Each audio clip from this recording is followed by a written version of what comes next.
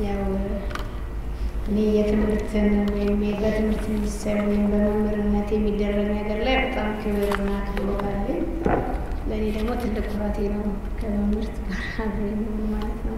ሁላችንንም እዚህ ያመጣን ትምህርት ቤት መምህር ስለሆነ ሁላችንም የምናከብረው ለዛ ነው። በምኖረው ህይወት ሁሉ መምህርን ማክበር ነው። እንደው እዚህ ጋር ስንመጣ አንዱ በጣም መናገር የምፈልገው እኔ ያው ላይፍ ሎንግ ለርኒንግ ነው።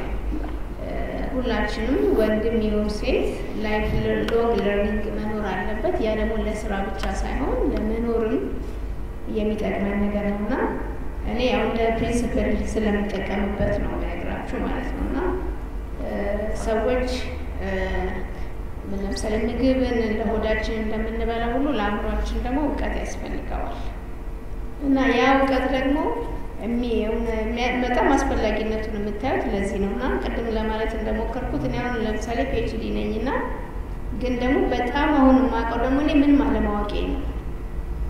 ምክንያቱም ትንሽ ባነበብ ትንሽ በሄድን ቁጥር ያው ጎዶሏችንን እናየዋለን። በተለይ ደግሞ ይሄ ምንም እንደማላውቅ እኔ ደግሞ የሚገባኝ የማህበረሰብ ውስጥ ነው የምሰራው። በተለይ ሴቶች ውስጥ ነው የምሰራው እና እናቶች ጋር የሚደረገውን የሚሆነውን ነገር ስናቅ በጣም ብዙ ገና እንደሚቀረብ እናደርጋለን እና ምናልባት ቅድም ለማለት እንደተጠየቀው አሁን እኛ በተለይ እናቶች ባወቅን በተመራመርን በተሻለ በሆን ቁጥር ከማንም በላይ መጀመሪያ የምንጠቅመው ሴቶች ልጆቻችን ነው እና ይሄ ሪል ፕራክቲሱን ነው የምነግራችሁና መምህርም ያግዙኛል እና እኔ በተለይ በልጆች እድገት ላይ አንድ ማምነው መንገድ ነው። ግን ደግሞ ለመስማት የራሳቸው ጊዜዎች አሏቸው። የነገራቸዋቸውን ሁሉ በአንድ ጊዜ አይሰሟቸውም። በተለይ ሴት ልጅ ላይ እኔ አሁን የእኛም ሴንተር ፎር አድolescent ገርልስ ትልቁ ሀሳብ ከ10 ዓመት እስከ 19-24 ዓመት ያሉ ልጆች ጤነኛ ከሆኑ ሀገርም ሁሉም ነገር ጤነኛ ይሆናል። ይሄ እንዲሆን ግን የሚሆነው ምንድነው? ሴት ልጅ ከአንድ ሴክስ መጠበቅ ነው። ቅድም እንደተባለው እኔ ብዙ ጊዜ ሴቶችን ልጆች ሰብስቤ አስተምራለሁና እምለው አንዷን ሴክስ እንዴት እንለባት ነው። በቃ ያቺ ነች ህይወታችንን የጥሩም ያልሆነ የምታረገው ማለት ነው። ሴት ልጅ እንዴትም ሆና ከ10 ዓመት እስከ 19 ዓመት ግንኙነት ካላደረገች ከዛ በኋላ ራሱ ተፈጥሮ ያግዛታል። ምክንያቱም ከዛ በታች የማይዘጋጁ ነገሮች አሉ። በተለይም ደግሞ እንግዲህ የፈጣሪንም ስራ ስናስብ እኔ በጣም ብዙ ጊዜ ከምወደው የመጽሐፍ ቅዱስ በዕለተ ዓርብ ከተደረገው ውስጥ እንግዲህ ፈጣሪያችን የመጨረሻ ፍጡር አድርጎ የፈጠራት ሴትን ልጅ ነው። ሁላችሁም እንደምታውቁት የመጨረሻው ፍጡር ሰው ነው በምሳሌና በአምሳያችን ሲባል ማለት ነው። ነገር ግን ሴት ልጅ የተፈጠረችው አዳም ሔዋን ብለን ስንነሳ በተለይ እግዚአብሔር አዳምን የሰራበትን መንገድ ስታውቁና አዳምን እፍ አለበት ብሎ ሲናገር ሔዋንን ግን የሰራት ሔዋን የተሰራችው ከሰው ነው። ስለዚህ የሴት ልጅ ማማርና እውቀት ከአፈርና ከምን ስለ የተገኘች ሳትሆን ከሰው የተገኘች ስለሆነች ነውና በተለይ በዕለተ ዓርብ የሚነበቡትን ነገሮች ሳስብ ሁሌ ደስ የሚለኝ እግዚአብሔር ሰውን ሰራው ብሎ ትንሽ ያደረገውና እግዚአብሔር ደግሞ ሔዋንን ሰራት የሚለው ላይ ብዙ ነው ካነበባችሁት ማለት ነውና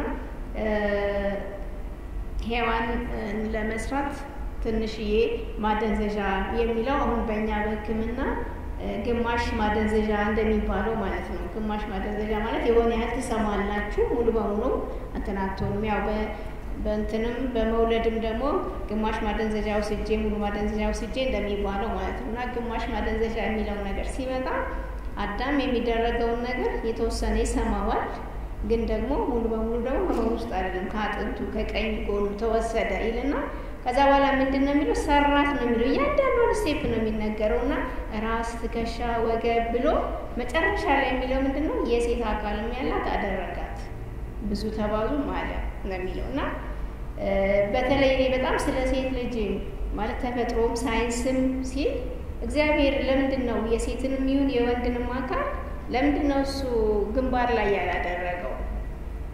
ለምንድን ነው እንደዛ ሩቅ ቦታ ያስቀመጠው የሚለውን መነጋገር ከቻለንና ካወቅን ምን ያህል ሰዎች ራሳችንን መጠበቅ እንደሚያስፈልግ እናየዋለን። የመጨረሻ ክፉ ነገር አደረገ ተብሎ እንኳን የሰው ልጅ በሞት እንኳን በሚቀጣበት ጊዜ ገበናው ይሸፈናል አይደለ? የመጨረሻ በቃ እኮ ይሄ ሰው አጥፍቷል በጣም የመጨረሻ ብለን ስናስብ ያ ቦታ ይሸፈናል። እና በተለይ በሴት ላይ ስንመጣ እግዚአብሔር የመጨረሻ ሰዓቱን ያንን ሲሰራ ያስቀመጠበት ቦታና ደግሞ በሳይንስ ደግሞ ስትመጡ በጣም ፍጹም ንጹህ የሆነ ቦታ የሚለውን ነገር ሳስብ ሴት ልጅ ያንን ንጹህ የሆነ እግዚአብሔርን በዛ መልክ የሰራውን ነገር ለማቆሸሽ መካሄድ ያለበት ነገር ልክ ነው ብዬ ስለማላምን ነው አሁን እኛ ይሄንን ያቆምንበት ነገር ማለት ነው። እግዚአብሔር መቼም ቢሆን ብዙ ነገር አለው እንደፈለገው ማድረግ ይችላልና ለአንድ አዳም ብዙ ሴት የሚያስፈልገው ቢሆን ኖሮ ብዙ ሔዋኖችን ለመፍጠር ምን ቸግረዋል? ምንም አይቸግረውም፣ ያደረገው ነበር። እንደገና ደግሞ ለሔዋን ብዙ አዳም የሚያስፈልጋት ቢሆን ኖሮ ብዙ ወንዶችን ይፈጥር ነበር። ግን አልተባለም፣ እንደሱ አይደለም። እና ብዙ መንገዶቻችን ከተፈጥሮ ጋር ከሄድን ልክና ልክ ይሆናሉ። ስለዚህ ነው አዳም ተብሎ ሔዋን የሚለው ማለት እና ይሄንን ስናስብ በትዳርም ላይ ስንመጣ በተለይ ሴቶች ልጆች ወንዶቻችንን እንድናከብር፣ እንድንወድ፣ እንድንከባከብ ከፈጣሪ የተሰጠን ነገር ነው። ያ ማለት ግን ወንዶች እኛን አያከብሩም አይደለም። እና እንግዲህ ለአዳም ሁላችሁም ታውቃላችሁ አይደል? አዳም ለሔዋን ያወጣላት ስም ከስጋዬ ስጋ ከአጥንቴ አጥንቴ ነች ሴት ትባል አይደለ? ለሁሉም ስም ያወጣው እሱ ስለነበር ነው። ስለዚህ በእምነታችንም ስንመጣ ለልጆቻችን በተለይ እኔ ሁለቱም ያሁን በጣም ከምሰራበት አንዱ የሴቶች ልጆች የሳይንስ ተማሪ እንዲሆኑ በተለይ ከ9ኛ ክፍል ጀምሮ። ምክንያቱም የሳይንስ ተማሪ መሆን በጣም በልጅነት የማስታውሰው የሳይንስ ፉክክር ነበርና በተለይ ከፉክክር አንዱ ከሚቀርብበት አንዱ ክብሪትና ሌላው እሳት ነበር። እና ክብሪት ስላለ ሳይንስን እንዴት እንዳደገ በሌላው እሳት እና እንዲሆኑ የሳይንስን ጥቅም በጣም በተለያየ ክርክር ሲደረግ አየዋለሁና ሳይንስ እንዳለ ሆኖ በተፈጥሮ ደግሞ ማንተዋቸው ባህላዊ የምንላቸው በጣም የሚጠቅሙን ቅድም የተባለው ልጆቻችን ለጎረቤት መስጠት ድረስ ያሉ ነገሮች አሉና አሁን ትልቁ ቫልዩ መሆን ያለበት የሶሻል ወይም ደግሞ በምንኖርባቸው ጊዜያቶች ያሉትን ነውና ለምሳሌ ቅድም ያልኩት ይሄ ላይፍ ሎንግ ለርኒንግ ከሆነ አሁን ኮምፒውተርን ማየዝ ወይም ደግሞ ስልክን መያዝ እናቶች የማይዙትና የማያረጉት ከሆነ እናቶች ሴቶች ልጆቻቸውን ለማስተማር ምን ያደርጋሉ? ይፈራሉ። ግን እውነት የሆነው ነገር እያንዳንዳችሁ ቤት ያለው ማንም ሰው ጎግል አድርጎ የማያገኘው ትክክለኛና ትክክለኛ የሆነው የእናንተ ህይወት ነው። ሴቶች ልጆች ስልክ ስለያዙ ወይም ደግሞ ሴቶች ልጆች ኮምፒውተር ላይ ስላሉ የህይወት ልምድ አላቸው ብሎ ማለት አይቻልም። እኔ እስከ የፕሬዝዳንቷ ሜንተርሺፕ ድረስ እሰራለሁ እና ሁሌ የሚደነግጡት ነገር ምንድን ነው? እኔ የእውነት የሆነውን ነገር መስማት ነው። በቃ እንደዚህ አይመስለንም። ምክንያቱም እኛ እኮ እዚህ ጋር የሆነው ዛሬ በእያንዳንዱ መንገድ እየተማርን ነው እንጂ ምናልባት ትናንትና እኔ ከሃይ ስኩል ስጨርስ እንደዚህ ሙሉ ላልሆን ይችላል።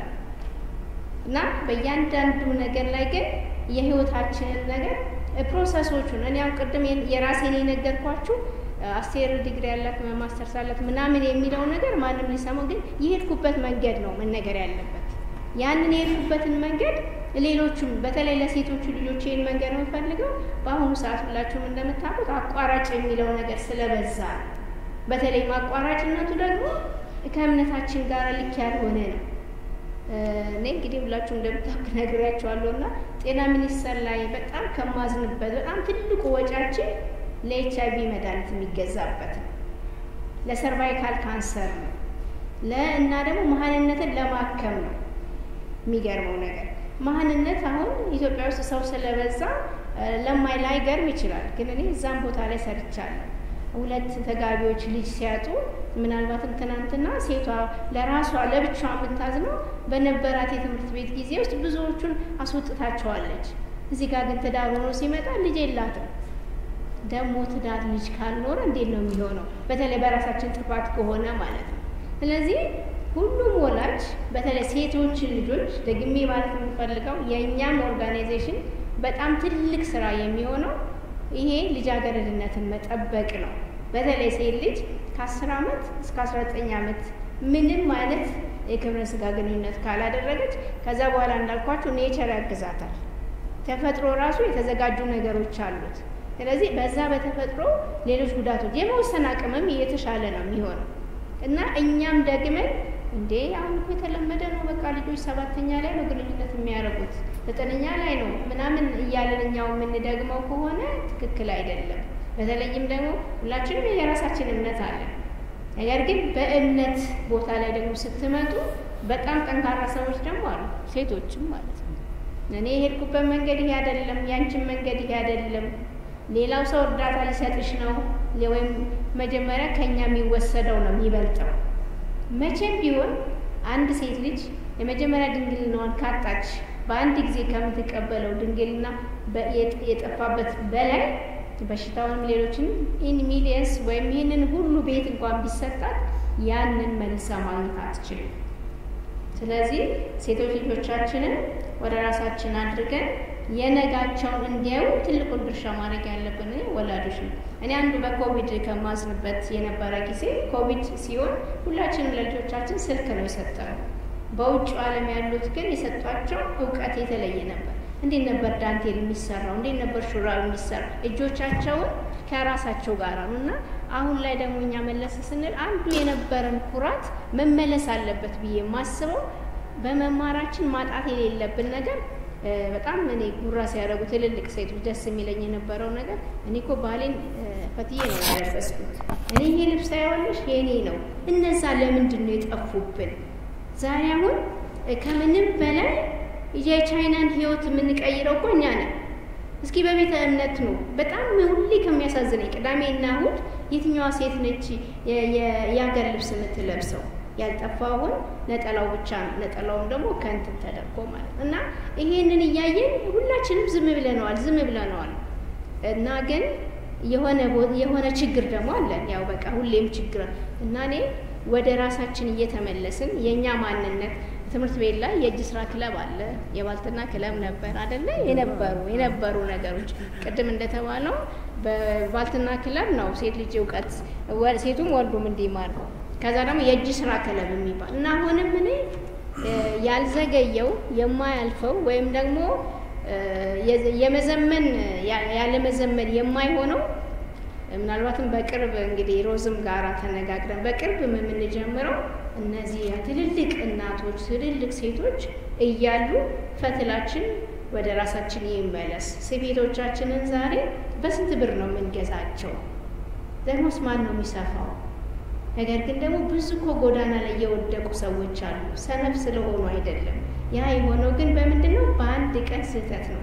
ምናልባት እኔ አሁን በጣም ብዙ ከወጣት ሴቶች ጋር ስላለው ነው ይሄንን የምነግራችሁ እና የእነዚያ ወጣት ሴቶች ጎዳና የወጡት ይሄንን የሚላቸው ስላጡ ነው። አንድ ቀን ነው ይሄ ሆነው፣ ከዛ ግን ያ አንድ ቀን እርግዝና ነው ብሎ ያሰበ ስለሌለ እስከ መጨረሻው ድረስ ሆኖ መጨረሻ ጎዳና ለመውጫ ሆኗቸዋል። ጎዳና ከወጡ በኋላ ደግሞ ጎዳና ነው ምንም። ስለዚህ አንድ የነበረው 2-3 ይሆናል እና ኢትዮጵያን የምትድነው የእውነት የምትድነው የኢትዮጵያ ሕጓ ደንቧ በተለይም ደግሞ ሴት ልጆች ራሳቸውን ከጠበቁ ትዳር ደግሞ በራስ በተጠበቀ ከተደረገ ጋብቻ የነበረውን ስም ይዞ ከቀጠለ ወላጆች ይሄንን ነገር ካደረግን በጣም ወሬ ሳያስፈልገው ምን ሳያስፈልገው ቀስ እያለ ነገሮች ወደ ራሳቸው ይመለሳሉ። አሁን 2 ትልልቅ ጸቦች አሉብን። በጣም ትልልቆቹ ናቸው የሚጣሉት ማለት ነው። ባል ከሚስቱ እንዳይስማማ፣ መምህር ከተማሪው ጋር እንዳይስማማ፣ ሰራተኛው እንዲህ ነገሮች አሉና ግን ቆም ብለን ወደ ፈጣሪያችን ከተመለስን እነዚህ ሁሉ ነገሮች ይመለሳሉ። ለምሳሌ እስኪ እንመልከት አይደል እንዴ በትዳር ውስጥ የኖረ በትዳር ውስጥ ያለ መምህር ያግዙኛልና እኔ አሁን ትምህርት ቤት ሲሄድ አገኛቸዋለሁ። ልጆቹ ልም ብለው ይተኛሉ። ምንድነው የሆናችሁት? ማታ አባቴና እናቴ ተጣልተው እናቴን አስወጥቷት እንደዚህ ሆኖ እነዚህ ልጆች እንዴት ነው ትምህርታቸው የሚሆነው? ይህ ምንድነው? መነሻ ነው። በተለይ ለኢትዮጵያ ትዳር መነሻ ነው። በተለያዩ ምክንያቶች ልንጎዳባቸው የምንችላቸው ነገር ግን በመነጋገር የሚሆኑ ነገሮች ብዙ ስላሉ በተለይ መሰራት አለበት ብዬ ማስበው ሁለቱ እናትና አባት ለልጆቻቸው እኩል ናቸው። አንተነህ አንቺ ነሽ ሳይሆን በጋራ የምናደርገው ነው የሚሆነው። በቀጥታ ላይ ወደ ጥያቄዎቹ ከማድረግ ምንድነው እንትን ማድረገው እንደ ሁለታችንን ነው። ለምሳሌ እኔ ባለቤቴ ላይ ቅድም እንደነገርኳችሁ የኔ መማር እሱ ላይ ሌላ አይነት ለማሳየት ከሆነ ሊደግፈው አይችልም። ግን ወደ ቤት ቅድም ወደ አፕሳይድ ዳውን አድርጌ እመልሳለሁና ወደ ቤት ስመለስ እኔ በጣም ጥሩ የቤት እመቤት፣ በጣም ጥሩ ሚስት፣ በጣም ጥሩ እናት ነኝ። የእውነቴን ነው የምነግራችሁ። ቢሮዬ እንደ ቢሮ አለኝ። በቃ ጤና ሚኒስቴር ነኝ ብያችኋለሁ። ግን እዛ ያለው ሌላ ነገር ነው። ቤቴ ስመለስ ደግሞ የእውነት ያ ነው መሆን ያለበት እና እነዚህን አሁን በምንላቸው በተማርንበት በሄድንበት ባደግንበት ልክ ደግሞ የሚገቡንን ክብር ለምሳሌ እኔ አሁን ቤቴ ላይ ብትመጡ ትናንትና በዲፕሎማ የነበርኩት ሚስት ነኝ ያለሁት። ምክንያቱም ሳገባው ዲፕሎማ ነኝ። እንደውም ከዛም ውርድ የምልባቸው ብዙ ነገሮች አሉ የሚገባው ክብር ስለሆነ ማለት ነው። ምክንያቱም በእያንዳንዱ መንገዴ በጣም እንደው ማለት ያው ከእግዚአብሔር በታች በእያንዳንዱ መንገዴ ባለቤቴ ለኔ በጣም ትልቅ ነገር ነው። በቃ በእያንዳንዱ መንገድ። ስለዚህ አንድ ስቴፕ ከፍ ባልኩ ቁጥር በትምህርትም በስራ እሱን የበለጠ ማከብረው የበለጠ ማደርገው ከሆነ እሱን ሰፖርት ያደርጋል። ነገር ግን አንድ ስቴፕ ከፍ ብያለሁ ብዬ አስቤ እሱን ደግሞ ዝቅ ማደርገው ከሆነ ደግሞ አይሆንም እና ሁለታችንም ሳይድ ላይ ነው የሚሆነው። ምናልባት አሁን የኢኮኖሚክ ፕሮብሌሞቹም ስላሉ ብዙ ወንዶች የሴቶችን መማር ተቃውሞ ላያደርጉ ይችላሉ። ግን ደግሞ መደጋገፉና አብሮ መሆኑ ያስፈልጋል የሚል ነገር እንትን አደርጋለሁ። ቅድም ያልኩት ሌላኛው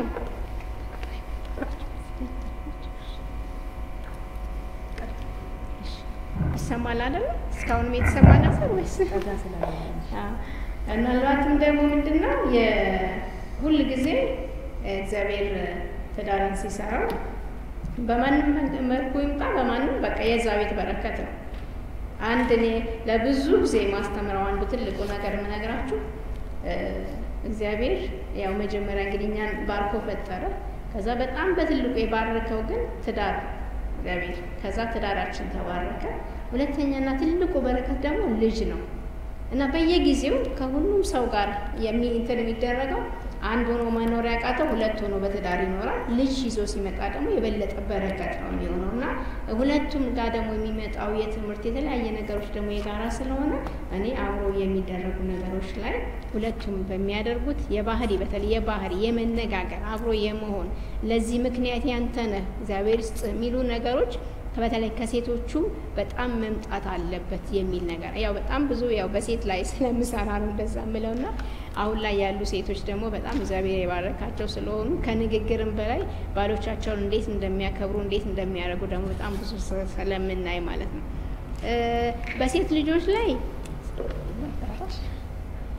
በሴት ልጆች ላይ ቀደም ከተባለው በጣም የምስማማው ነገር መቀራረቡ አብሮ መሆኑ እንዳለ ሆነ እኔ ወንዶችም ሴቶችም ምን መምጣት ያለብን ቴክኖሎጂ ላይ መምጣት አለብን ብዬ ነው ማስበው። ምክንያቱም ቴክኖሎጂ ላይ መምጣት አለብን። እኔ አንዱ በጣም ትልቅ የምሰራው የሴቶች ልጆች ላይ ሴቶች አሁን ለምሳሌ ከ9ኛ ከ10ኛ ክፍል ምናምን እድሜ በኋላ ሞባይል ይሰጣቸዋል እና ሁሉ ነገራቸው እዚህ ውስጥ ነው ያለው እና ይሄንን እዚህ ጋር ያለውን ነገር ቀደም እንደተባለው መክፈቱ ማረጉ ዩቲዩብ ማየቱ ፌስቡክ ማየቱ ምናምን የመሳሰለውን ነገር እኛ ማናደርገው ከሆነ ለነሱ ያነስል ሊመስል ይችላል። ግን ደግሞ የምናየውና የምናደርገው ከሆነ ደግሞ ማየትና እዛ ውስጥ መግባት ማለት ሳይሆን ምን ማየት እንዳለባቸው መስመር ማሳየት ነው።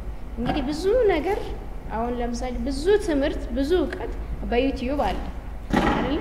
በእኛ ሰዓት እንደነበረው መጽሐፍ ተሸክመን አንዞርም ማለት ሁሉ ነገር እጅ ላይ ነው ያለውና መልካምነቱን በማሳየት እኛ ከዛ አይነት መልካምነት ጋር አብረን የምንሆንበት ነው። ሌላኛው መነጋገሩ በጣም የሚያስፈልገው በሆነ ጊዜ ላይ አይሰማችሁም ልክም ያልሆናችሁ ሊመስላቸው ይችላል። ግን የሆነ ሰዓት ደግሞ መልሰው ማሚ ይሄን ያልሽኝ ምናምን ይላሉ ማለት ነውና ሁሉ ጊዜ መነጋገር መንገር በጣም ነው የሚያስፈልገው። እኔ አሁን ከልጆችም ጋር ሳወራ ከሴት ልጆች ጋርም በጣም ስለምሰራ በሚገርም ሁኔታ ለሁሉም ሴቶች በሚባል ሁኔታ እዚህ ጋር መድረስ በተለይ ዩኒቨርሲቲ በተለይ ደግሞ መጨረሻ አመት ያሉትንና አንደኛ አመት ተቀጣሪ የሆኑት ላይ በጣም እሰራለሁ እና ያ ምን ማለት ነው ቅድም ወንድሜ ካሜራማን ነው ያነሳው አይነት ነገር በጨረሻ አመት ላይ ብዙ ጊዜ ፓርቲዎች ከለር ዴዎች ምናምን ዴዎች ምናምኖች በጣም ነው በሚገርም ሁኔታ የሚበዙትና እነዛን ደግሞ ራሳቸው ተማሪዎቹም ሪኮግናይዝ አያረጓቸው ግን ለሴት ልጆች ትልቁ መጥፊያ ወላጅም እንደው በጣም ትኩረት አድርጎ ቢያይበት በየማስበው በየሌብሉ ያሉ አንደኛ 12ኛ ክፍል ላይ ሲደረስ የህይወት መጨረሻ ይመስላል በቃ ነገ ዩኒቨርሲቲ ልገባ ነውና ለእንደኖች እነዚህ ሴሪሞኒ ነገሮች ይበዛሉ ለጥፋት ትልቅ መንገድ ናቸው እነሱን ማየት በጣም ያስፈልጋል ሌላኛው የመጀመሪያ አመት ነው ግን አሁን ላይ በየዩኒቨርሲቲው የመጀመሪያ አመት ላይ ብዙ ሰው ይሰራል እና ይሻላል ምንም የማይሰራው ግን የመጨረሻ ፋይናል ይር ነው ይቀደም እንዳልኳችሁ እኔ ለምሳሌ አንዱ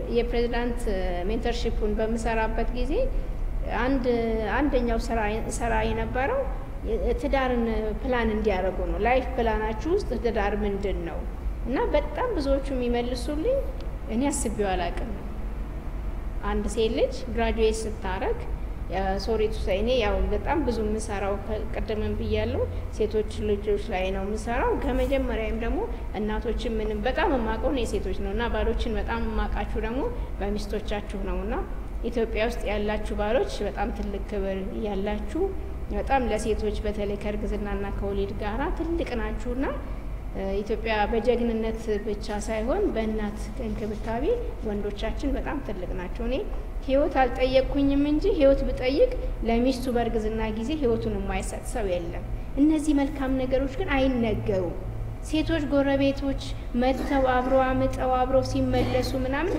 መልካምነቶች ናቸው አይነገሩምና እስኪ መልካምነቶቻችንን እየተመለከትናቸው ቀደም ያልኳችሁ ዩኒቨርሲቲ ላይ የሜንተርሺፕ ሳስብ እኔ ላይፍ ፕላን ውስጥ የለም አሉ ማለት ነው ምንድነው ላይፍ ፕላን እኔ ከመቼ እንደማገባ ላይፍ እኔ ግን ያስፈልጋል ምክንያቱም አንድ ሴት ልጅ ከመጀመሪያ ጀምራ እስከ ዩኒቨርሲቲ ራስዋን ጠብቃ ከቆየች ከዚህ በኋላ አገባለሁ ልትል ማለት ነው ነገር ግን በዩኒቨርሲቲ ላይፏ ደግሞ ሌሎቹን እንደፈለገች የምታገኛቸው ከሆነ ትዳር ላይፍ ፕላኑ አይሆንም ማለት ነው ስለዚህ አልዘገየንም አሁን እዚህ ያለነው ሰዎች አልዘገየንም ትልቁ ነገር ከልጆቻችን ጋር እንነጋገር ምክንያቱም እኔ ከብዙ እንዳልኳችሁ ከብዙ ወጣት ሴቶች ጋር ነው የምውለው እና ብዙዎቹ ደግሞ ለዚህ ለመድረስ ምክንያቶቻቸው የመጀመሪያው ተጠቃሽ እናት ነች ከዛ ደግሞ በመቀጠል አባት ናቸው እና አባቶቻቸው የሚሰጧቸው የሚደግፏቸው ነውና የወላጅ ድጋፍ ከምንም በላይ ነው ሁለተኛ ሶስተኛ ብለን ነው ወደ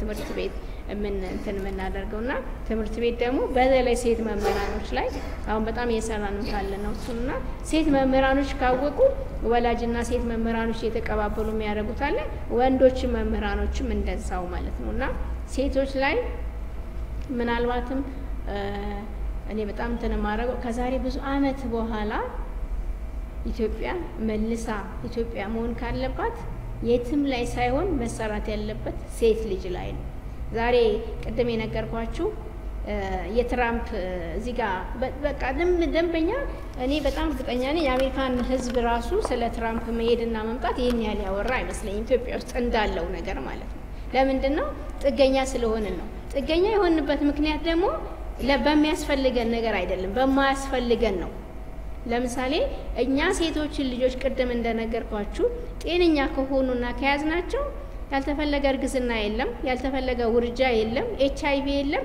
ለምን እርዳታ እንወስዳለን መድኃኒቱ በተክላላ እርዳታው የሚሰጠው እነዚህ መድኃኒቶች ለመግዛት ነው ስለዚህ ለምንድን ነው እኛ መከላከል ላይ ማን ሆነው በጣም በቃ እና ይሄንን ያደረግን በመጣን ቁጥር እርዳታው መጣ ቀረ ምንም ነው ማይመስለን ተቋም ጋር መሄድ አለ መሄድ ምንም በእና ይሄንን በተለይ ከወላጆች ጋራ ወላጆች ከልጆቻቸው ጋራ የሚያሳልፏቸው ጊዜዎች ምንም ቀደም እንደተባለው ቴክኖሎጂውን የትንሽ ጊዜ ነው እንደ ሌላውን እኮ የሚከብደው ነው እናንተ የሰራችሁት ቴክኖሎጂውማ ተሰርቶ ራሱ የመጣ ነገር እኮ ነው እና ይሄ ወላጅን ቀደም እንደተባለው ወላጅና ልጆች አብሮ በጣም መሆን ያስፈልጋል ግን ደግሞ ጃጅ ማድረግ ወይም ደግሞ እንደዚህ ነሽ ሳይሆን በቃ በእነሱ አሁንኛ ከወንድ ወላጆችም ጋር ስንሄድ በጣም የምናስተካክላቸው ነገሮች የሚገርሙ ነገሮች ናቸው በእነሱ መንገድ እያየን የምናስተካክላቸው ነገሮች አሉና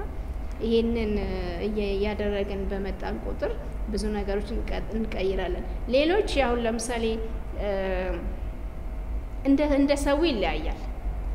ለሴት ልጅ ከሚሰጠው እንትን ለምሳሌ በእኔ ቤት ብትመጡ እኔ ባለቤቴ ጋራ በጣም ብዙ ነገሮች አሁን አንዱ ለብዙ ሴት የምመክረው የወር አስቤዛ ባለቤቴ ለኔ ለምን ይሰጠኛል?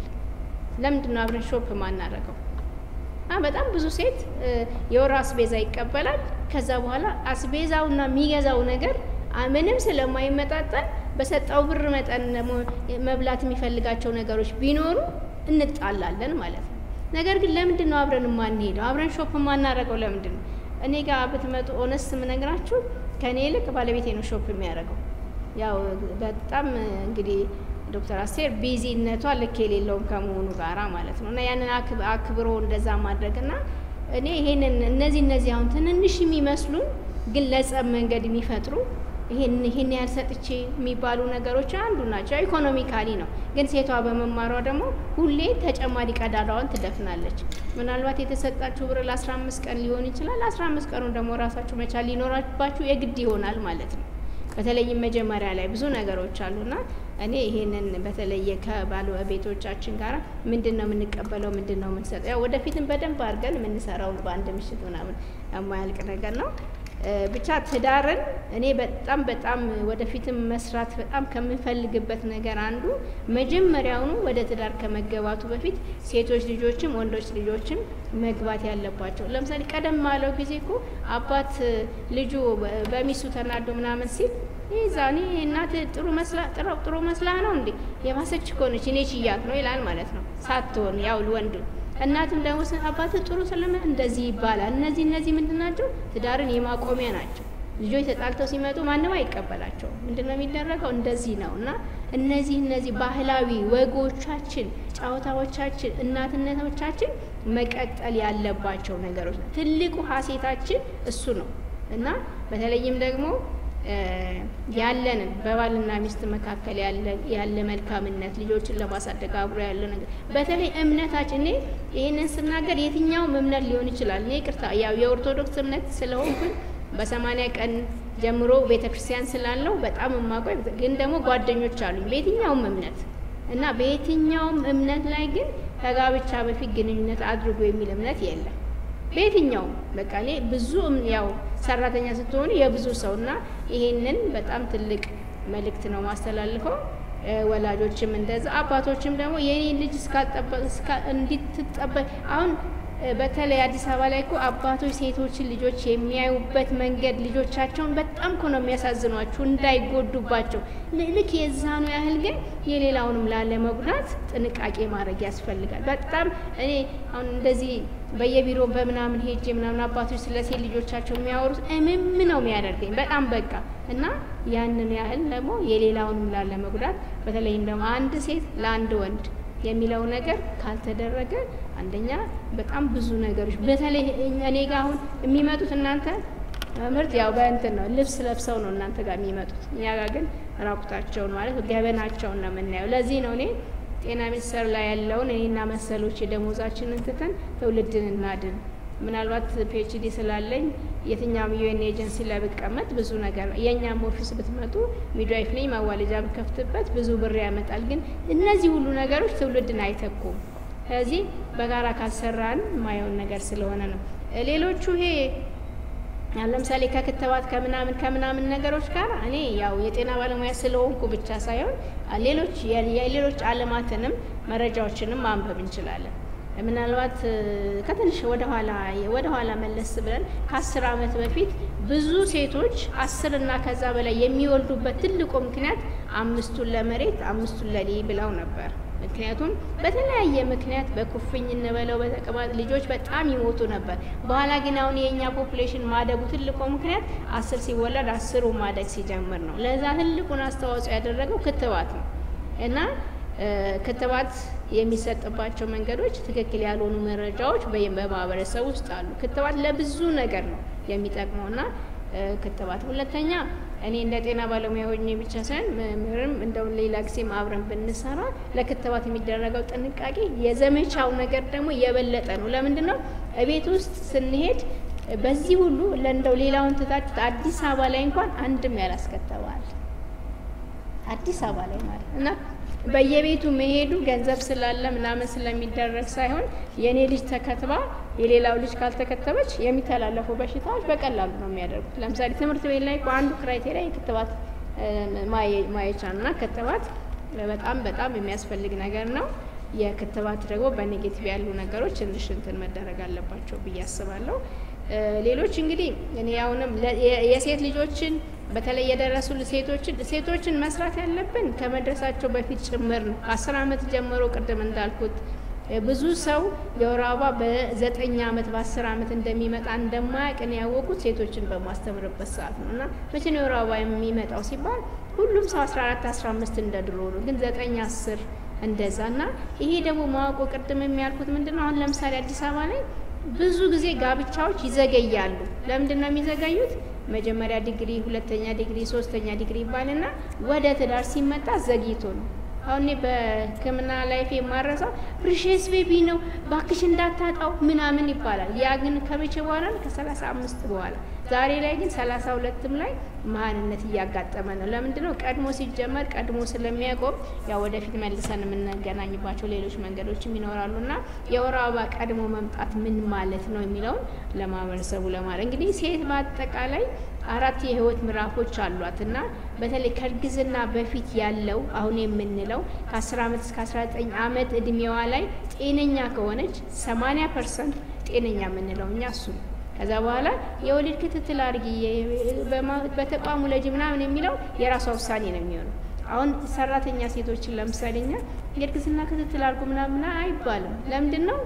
ያውቃሉ ለራሳቸውና ትውልዱ ላይ መስራት የሚያስፈልገው ለዛ ነው። 80% ግን ያለ እድሜዋ ወደ ሌላ ነገር እንዳትገባ ቅድም የተባለው ምንድነው የሚጠቅማት ከዛ በታች የሚደረገው ነገር ወሬው ግን አትችለው። በቃ ገና ከክፍለ ሀገር ስትመጣ የመጀመሪያ ነገር ቀሚስ ይቀወልቅና ሱሪ ይደረጋል። ከዛ በኋላ ቀሪው ነገር ሁሉ ይቀጥላል ማለት ነው። እና ልክ ነው የሚለው ምን ነገር እኛም ያስተረግን በተለይ ወላጅ በጣም ትልቁን ድርሻ የሚወስደው ወላጅ ነው። ከዛ ደግሞ መምህር ነው። እኔ ደግሞ እንደ ጤና ባለሙያ በጣም የምነግራችሁ ምንም ነገር ሳንጠቀም በምንነግረው ነገር ብቻ የብዙ ሰው ህይወት እናድናለን። ለምሳሌ አሁን በጣም ብዙ ከተማ ውስጥ ከሚነገረው ነገር አንድ ሴት በተለያየ ምክንያት ትደፈራለች። መደፈሯ አንድ ነገር ነው። ከዛ በኋላ ግን መደፈሯን ለመደበቅ ስትል ሌሎች መንገዶች ይመጣሉ ማለት ነው። ግን አንድ ሴት ልጅ ብትደፈር ከተደፈረች በኋላ አለመደፈር አንዱ የመጀመሪያ መከላከል ነው። ምክንያቱም 2 ሆኖ መሄድ 3 ሆኖ መሄድ ከመደፈር የሚከልሉ ናቸው። ዙሪያንም መከለል ማለት ነው። ነገር ግን ከተደፈረች እና ወደኛ ተቋም ብትመጣ በአንድ ጊዜ የድንገተኛ ማለት እንዳታረግዝም ኤችአይቪም እንዳትያዝ እናደርጋለን ማለት ነው። አሁን በንግግር የምንናገረው ግን ብዙ ማህበረሰብ ውስጥ ይሄኛው ካለመኖሩ የተነሳ ሌላ ሁለተኛ ሶስተኛ ህመም ትይዛለች ማለት ነው። ተደፈረች፣ ከዛ ኤችአይቪ መጣ፣ ከዛ ደግሞ እርግዝና መጣ። እርግዝናውን ለማውጣት ሰፈር ውስጥ ነው የሚካሄደው፣ ተቋም አይደለም። ግን ደግሞ ህጉ ደግሞ የተደፈረች ሴት ልጅ እርግዝና ቢኖራት ቢያጋጥማት በእርግዝና ሌላ መንገድ እንድትጠቀም ህጉ ይደግፋታል። እሷ ግን ይሄንንም ስለማታውቅ ሰፈር ውስጥ ሄዳ ከዛ ብዙ ጉዳት በቃ ዛሬም አዲስ አበባ ውስጥ ያሉ ነገሮች ናቸውና ትልቁ ስራውኛ እየሰራን ያለነው ኮንሰልቴሽን መስጠት ነው፣ ማማከር ነው፣ በስልክ ነው። ምክንያቱም ይሄንን እኛ እናውቀዋለን። በፊትም በነበርንበት ጊዜ ከወላጆች ጡት አልጠባለኝ ጡት እንደላጥባ እንደዚህ ሆነና ብዙ የኮንሰልቴሽን ስራ ስለነበር የምንሰራው። አሁንም ይሄኛው ደግሞ በቴክኖሎጂ በታገዘ ሁኔታ ወላጆች በተለይ ደግሞ ሴቶች ወላጆችን ከሴቶች ልጆች ጋር የምንሰራቸው በጣም ብዙ ትላልቅ ነገሮች አሉ።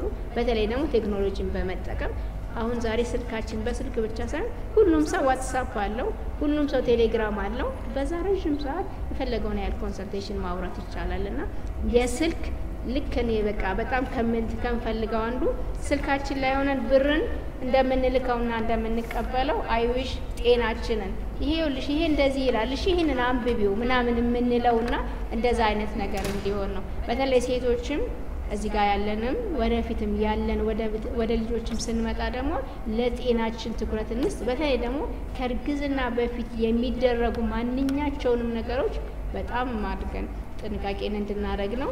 ያው እንግዲህ በአንድ ጊዜ ብዙ ነገሮችን መምህር ስላደረጉ እንግዲህ ወላጅ ስንሆን የቤት እመቤትም ስንሆን የግዴታ ባላንስ ማድረግ የሚያስፈልጉ ናቸው። እነዛ ነገሮች ናቸው ደግሞ ዛሬ እዚህ ጋር እንድንቆም ዛሬ ውበታችን ዛሬ ብዙ ነገሮቻችን እንዲሆኑ ያደረጉንና ብዙ ነገር በመብርት ስለተመለሰ እኔ ግን በምንም ሰዓት በምንም ጊዜ መልሼ ደግሜ እንደማገኛችሁ ተስፋ አደርጋለሁ። በተለይ ደግሞ ቴክኖሎጂን በመታገዝ ወንዶቻችን ወይም አባቶቻችን ወይም ወንድሞቻችን የኢትዮጵያ በጣም ትላልቅ ኩራቶቻችን በተለይም ትዳር ላይ ባለው ነገር ቅድምም እንዳልኩት ሁሉ ጊዜ አብረን እንሁን፣ አብረን እንስራ።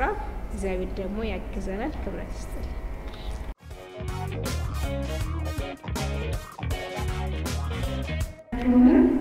በጣም ሰፊ የሆነ ጊዜ ወስዳችሁ ሀሳባችሁን ጥያቄዎቻችሁን ለመግለጽ ተስፋ አደርጋለሁ።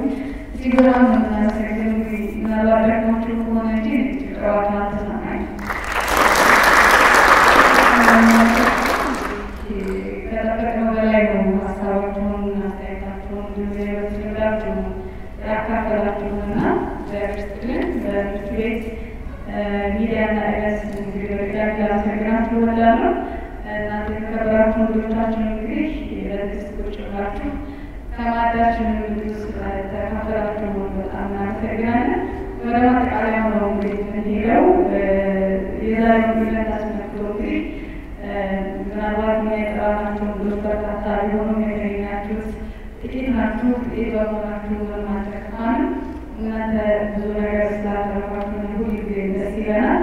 ምናልባት ደግሞ ለሚቀጥለው ዙር ፕሮግራሞችን እና ለምቹ ቤት ስራዎች ነው የሚመች ከሆነ በዛሬው ዕለት ላይ የምታስቡትን ያገኛችሁትን ነገር ምናልባት በጓደኞቻችሁ ወይም በሶሻል ሚዲያ ላይ ታጋሩልን እጅግ በጣም ደስ ይለናል። የሚቀጥለው ጊዜ ደግሞ ከዚህ በርከት ያለ ሰዎችን ለማግኘትም እድሉን ይመርታል በሚል ነው። በድጋሚ እጅግ በጣም ነው እንግዶቻችንን እናመሰግነው። የመዝጊያ ንግግሩን ጋዜጠኛ በመስካ ሀሳቧን ታቀርብና የሚኖረው ፕሮግራም እርስ በርስ እንድትተዋወቁና ፎቶግራፍ አብራችሁ እንድትነሱ የሚሆነው እናመሰግናለን። እንግዲህ መዝጊያ ሙራችን እናድርገው።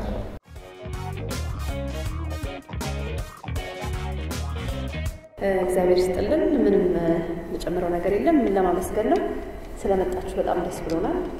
ከነዚህ ትልልቅ ባለሙያዎች እናቶችን ጭምር በጣም ብዙ ቁም ነገሮች እንዳገኛችሁ እናምናለን። ያገኛችሁትን ግን ለራሳችሁ ብቻ እንዳታስቀሩት አደራ ለማለት ነው። ለሌሎች ጓደኞቻችሁ፣ ዘመዶቻችሁ እንዲሁም ልጆቻችሁ አካፍሉልን። ካመናችሁበትና የምንሰራውን ስራ ጥሩ ነው ብላችሁ ካሰባችሁ በሚቀጥለው ዙር ብቻችሁን እንዳትመጡ አደራ ለማለት ነው። ከሁሉ በላይ ስለ ጊዜያችሁ እጅግ አድርገን ነው የምናመሰግነውና እግዚአብሔር ይስጥልን። ሰላም ወደ ቤታችሁ እንድትገቡ ደግሞ ምኞታችን ነው። ሰላም ነው።